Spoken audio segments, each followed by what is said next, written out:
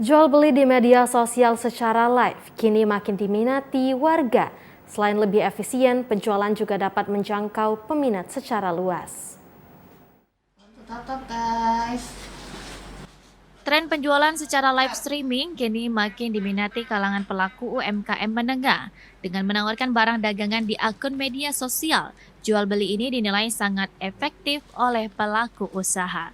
Selain penjualan yang menjangkau cakupan yang luas, Riona, salah satu pelaku usaha UMKM, sudah memulai aktivitas jual beli secara online dengan live streaming sejak 6 bulan terakhir ini.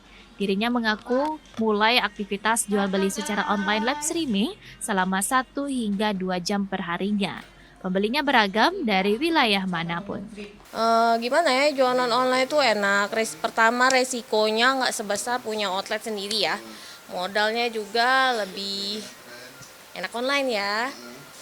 Yang banyak itu biasanya orang yang ngambil reseller kayak gitu banyak. Kalau misalnya dijembreng satu-satu, ya lumayan lah, lumayan membantu banget maksudnya. Kalau mau yang coba-coba kayak jualan-jualan baltas kayak gini. Sementara itu, pengamat komunikasi Erlisa Saraswati menilai bahwa aktivitas jual beli online di media sosial ini merupakan fenomena peralihan digitalisasi bagi masyarakat pasca terdampak pandemi COVID-19 dan akan terus efektif karena dirasakan oleh warga sangat mudah dan murah.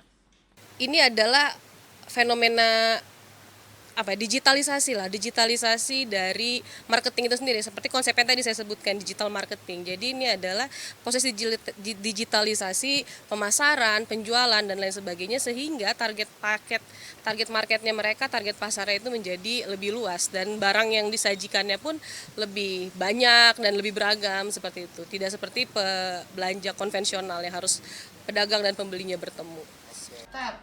Adi Gunawan, TVRI Sumatera Selatan melaporkan.